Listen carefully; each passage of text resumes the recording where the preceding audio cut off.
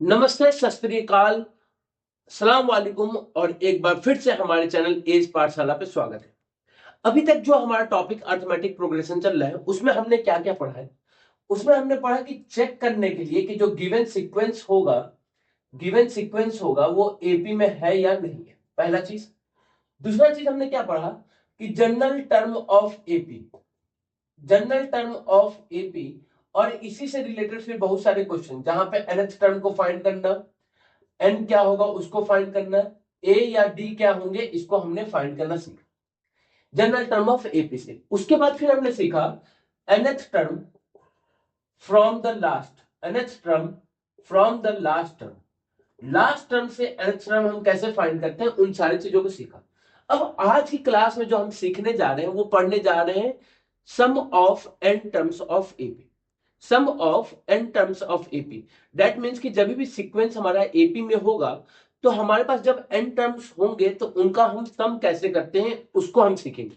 जैसे एक तरीका क्या है कि मैंने कहा कि आपके पास अगर नंबर है 2 4 6 8 10 12, ऐसे करते करते 30 तक नंबर है, इनको ऐड करना है। तो एक तरीका क्या है कि इन सभी को हम ऐड करते हो जाए, 2 + 4 4 + 6 6 + 8 10 12, इस तरीके से करते करते 30 तक जाए और सबको ऐड करके रिजल्ट लिख ले। तो आपने कहा हम ये कर लेंगे, क्या दिक्कत है।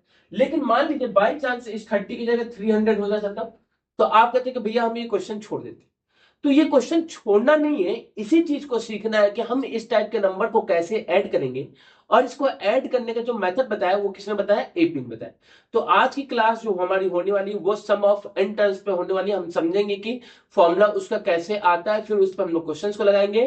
तो एक बार फिर से जोरदार तरीके से हमारे सारे बच्चों का हमारे चैनल एज पाठशाला पर स्वागत है।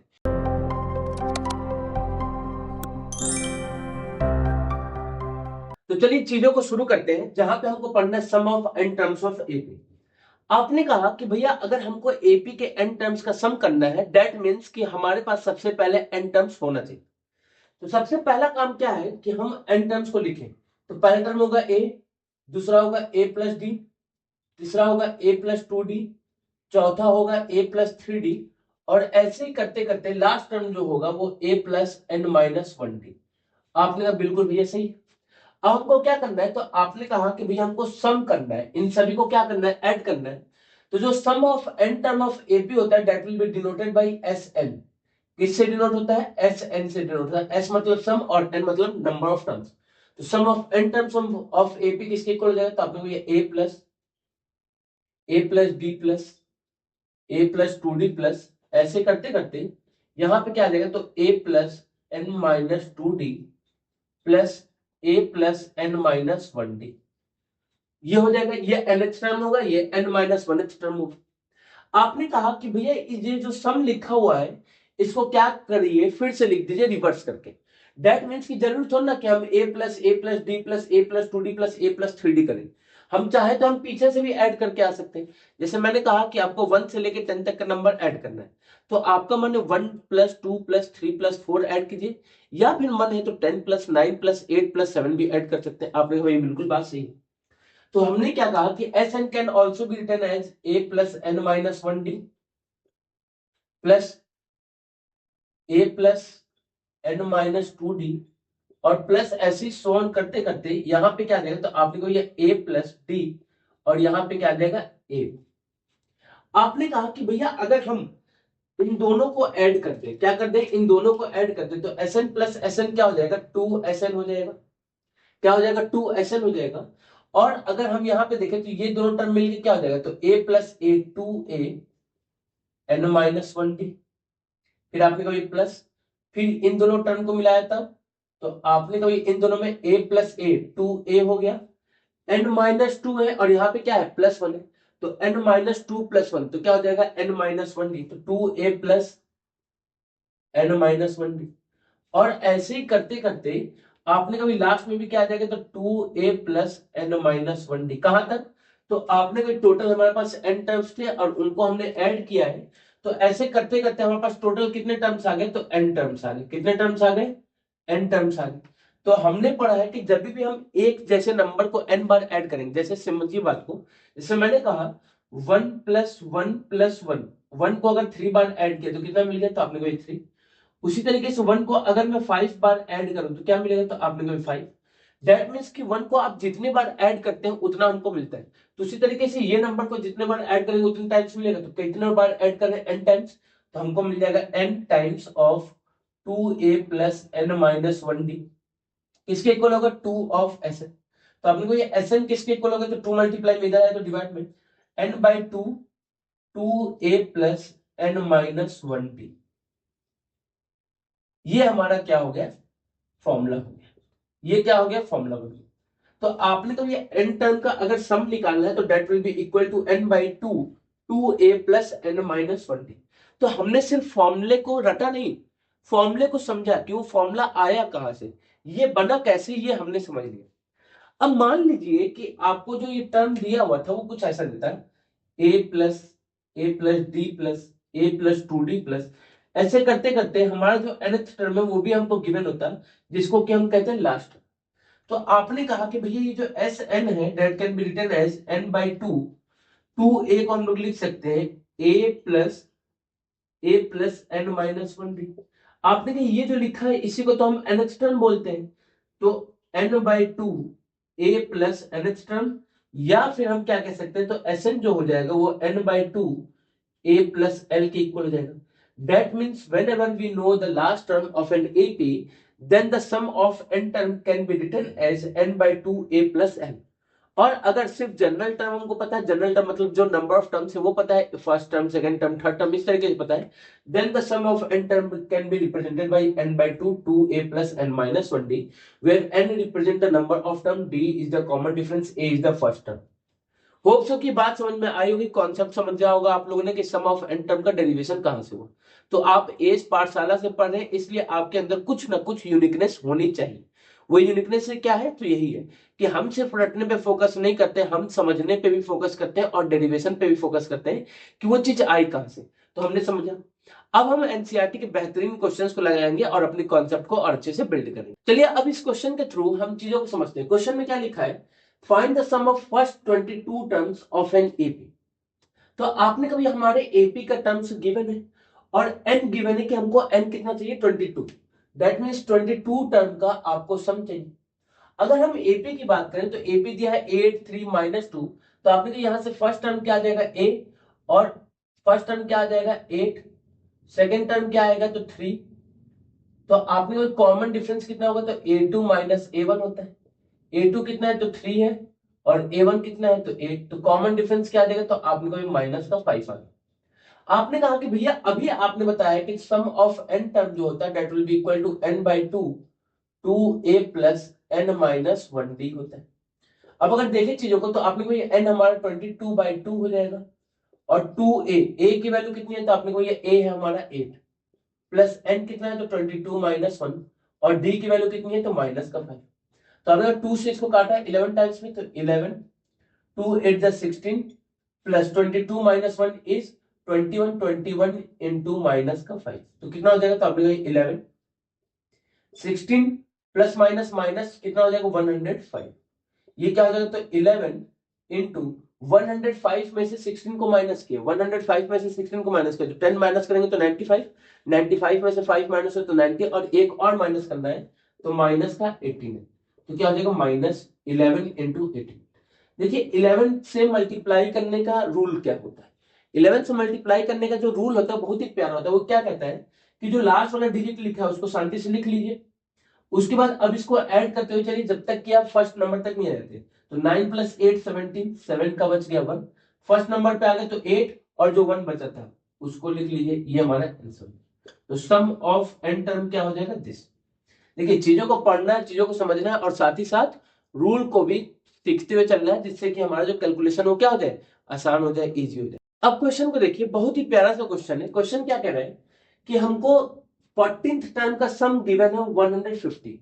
दैट मींस कि हमको S14 गिवन है जो कि 1050 है, 1050 है और उसका फर्स्ट टर्म भी गिवन है, एपी का हमारा फर्स्ट टर्म भी गिवन है जो कि 10 के इक्वल है।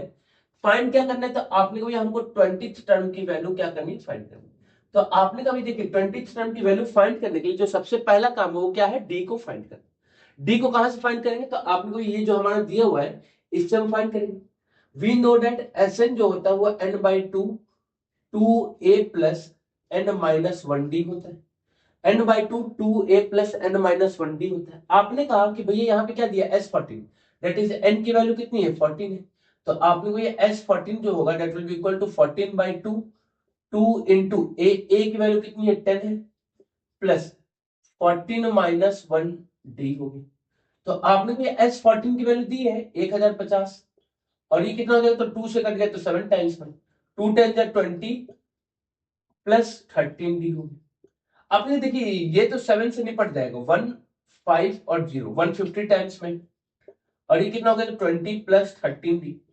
आपने तो 20 प्लस में इधर आएगा तो माइनस में, तो 150 में से 20 गया तो 130 13 डी, तो डी की वैल्यू कितनी हो जाएगी, तो आपने को डी की वैल्यू आ गई 10।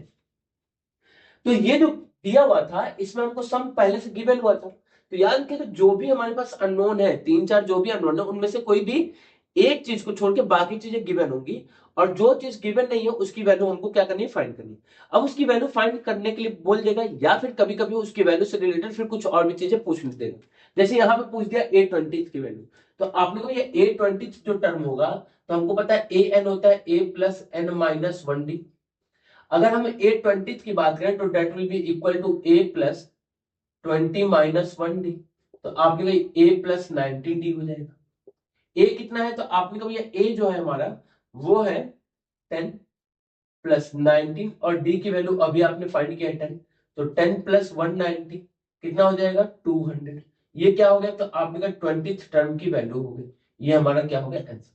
तो क्वेश्चन में डी फाइंड करने के लिए नहीं बोला था, क्वेश्चन में 20th टर्म की वैल्यू फाइंड करने के लिए बोला है, but for finding the 20th term of an AP we need to find the D, that is common difference को हमको फाइंड करना ही पड़ेगा, उसके अलावा हम फिर फाइंड नहीं कर सकते। अब ये जो क्वेश्चन बोर्ड पे लिखा हुआ है ये बोर्ड की बेहतरीन क्वेश्चनों में से एक है, जो कि एक इंपॉर्टेंट क्वेश्चन है। क्या है इंपॉर्टेंट क्वेश्चन, तो क्वेश्चन को समझिएगा। क्वेश्चन क्या कह रहा है, क्वेश्चन में कह रहा है कि हमारा हाउ मेनी टर्म्स, मतलब हमको टर्म्स बोला है, कितने टर्म्स लगेंगे इस एपी के सच दैट कि जिनका सम जो हो जाए वो 78 के इक्वल हो। ये क्वेश्चन बहुत ही बेहतरीन है। यहाँ पे आपने कभी हमको एस एन गिवन है जो कि 78 है, एन हमको फाइंड करना है, ए कहां से मिलेगा, तो आपने कहा एपी में से, एपी में से ए को फाइंड किया डी 24, और डी कितना हो जाएगा, तो 21 माइनस 24 दैट इज माइनस का 3। आपने कहा कि भैया हमने पढ़ा जो एस एन होता है वो N by two two A plus N minus one D होता है। वैल्यूज को पुट करें तो एस एन कितना है, तो आपने कहा 78 है, equal to n by two two into a कितना है 24 plus N minus one d कितना है, तो आपने कहा माइनस का 3। आपने 2 इधर डिवाइड में इधर आएगा तो मल्टीप्लाई में 78 इंटू 2 कितना हो जाएगा, तो आपने 156 हो जाएगा। ये n 2 into 24 is 48 minus 3n minus minus plus 3 कितना हो जाएगा, तो आपने को ये n 48 प्लस 3 51 माइनस 3n, तो आपने इसको अगर सॉल्व करेंगे तो क्या हो जाएगा, तो 51n माइनस 3n स्क्वायर। आपने इन सारे को इधर अगर लेके आया तो क्या हो जाएगा, तो 3n square minus 51n plus 156 is equal to 0। आपने भी ये तो क्वाड्रेटिक इक्वेशन बन गया। क्या बन गया, क्वाड्रेटिक इक्वेशन, बिल्कुल क्वाड्रेटिक इक्वेशन बन गया। अब क्या करना होगा, तो क्वाड्रेटिक इक्वेशन को सॉल्व करना होगा, और हमको पता है क्वाड्रेटिक इक्वेशन क्या देगी, दो वैल्यू देगी। वो दो वैल्यू क्या आएंगी, कैसे आएंगी, उनको भी करते हैं। तो आपने कहा कि भैया क्वाड्रेटिक इक्वेशन को सॉल्व करने का हमने मेथड कहां पे पढ़ा है, तो हमने क्वाड्रेटिक इक्वेशन में पढ़ा। क्वाड्रेटिक इक्वेशन में क्या कहता है कि भैया ये जो चीजें हैं इनको क्या कीजिए, ऐसा लिखिए कि यहाँ पे प्लस लिखा है तो प्लस करने पे 51 आ जाए। आपने कहा भैया देखिए पहली बात तो ये है इसमें कुछ चीजें कट रही, क्या, तो 3 से ये भी कट रहा है, 3 से ये भी कट रहा है 17 टाइम्स में, और 3 से ये भी कट रहा है 52 टाइम्स। तो पहले तो काट दीजिए, तो N square minus 17 N plus 52।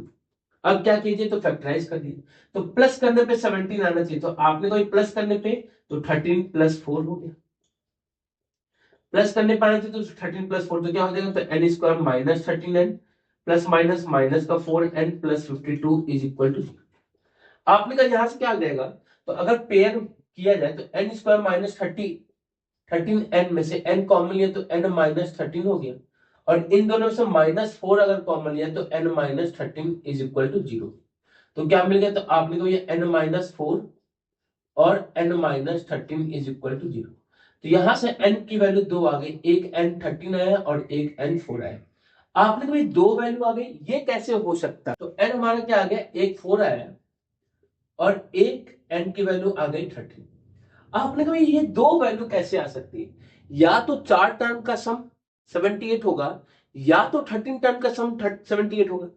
2 अलग अलग टर्म का सम 78 कैसे हो सकता है? तो बात को समझिए, ये सीरीज कैसी है?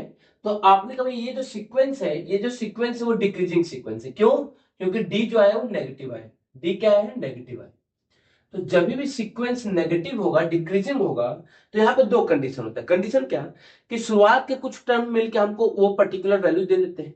मान लीजिए जैसे मैंने कहा कि हमारे पास नंबर है 5 4 3 2 1 0 -1 -2 -3 -4 -1, ऐसा कुछ।